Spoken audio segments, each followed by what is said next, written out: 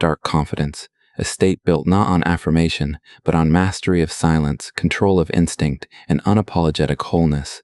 Most avoid this path because it feels dangerous, but in danger, there is power.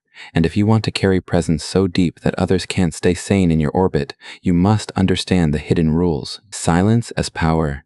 Silence is more than the absence of words. It is a psychological weapon. Humans are deeply uncomfortable with empty space in conversation.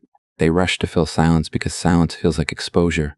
But silence, when owned, becomes dominance. Think of the courtroom, where a lawyer pauses after a cutting statement, and the silence forces the jury to wrestle with the weight of what was said.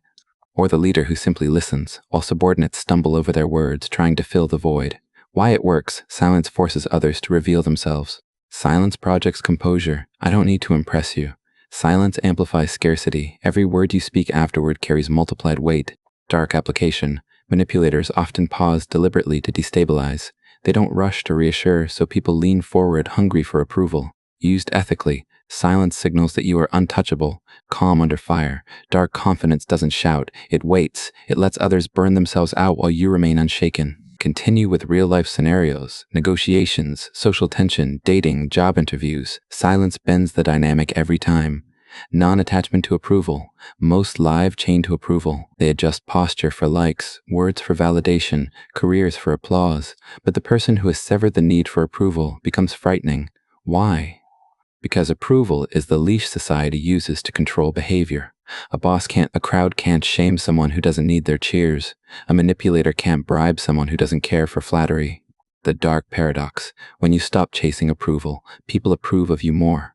Why? Because indifference signals higher value. Humans are wired to chase what is scarce. How to practice this? Let silence follow disagreement. Don't rush to smooth it over. Share opinions that risk disapproval calmly. Withhold performance when tempted to show off. Extreme dark confidence radiates from the person who could be liked, but doesn't need to be. The predator's gaze eye contact is taught as a tip, but dark confidence uses the predator's gaze. In nature, predators lock eyes with prey not to bond, but to dominate. Humans carry the same circuitry. When you hold unbroken eye contact, steady and relaxed, you activate primal instincts in others. They feel seen too deeply, judged too directly, exposed. The key is not aggression, but steadiness. It's the look that says, I see you fully, I don't look away. This creates unease, but also fascination, because deep down, people crave to be witnessed and fear it. Dark confidence means you don't flinch when people look back, you remain. Restraint and emotional immunity. Every reaction gives power away. When insulted, if you flare up, they own you. When provoked, if you lash out, they control you. Extreme confidence is measured not by action, but by restraint, the ability to remain unmoved. Think of it as emotional judo, letting other people throw energy at you and watching it collapse in the emptiness of your calm. Restraint creates mystery. People obsess over what they cannot read, and when they cannot read you, they assume depth, strength, even superiority. Train yourself to delay reaction. Count to 5 before responding. Practice neutral face when triggered.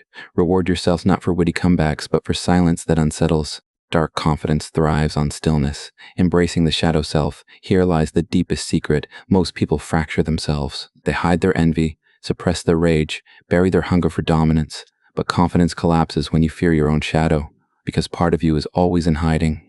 Shadow integration means bringing your darkest traits into awareness. Your anger becomes your boundary. Your envy becomes your motivation. Your lust becomes your magnetism. Your ego becomes your standard. The dark empath manipulates by reading emotions. The darkly confident individual integrates their own, so they cannot be blackmailed by shame.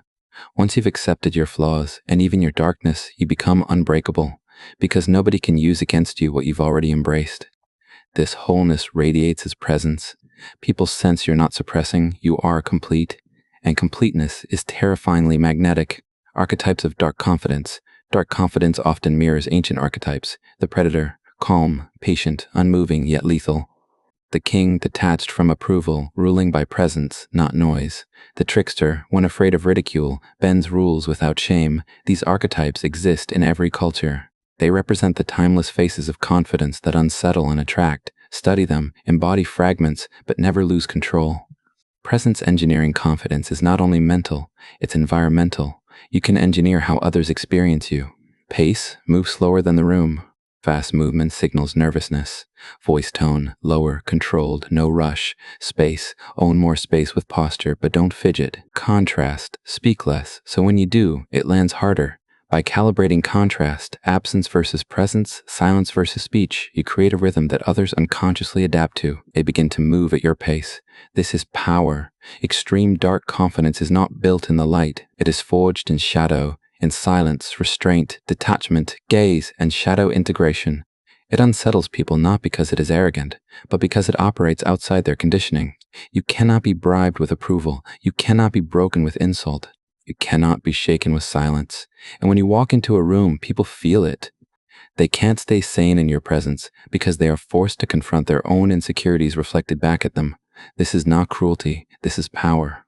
The question is, will you hide from it, or will you wear the dark crown?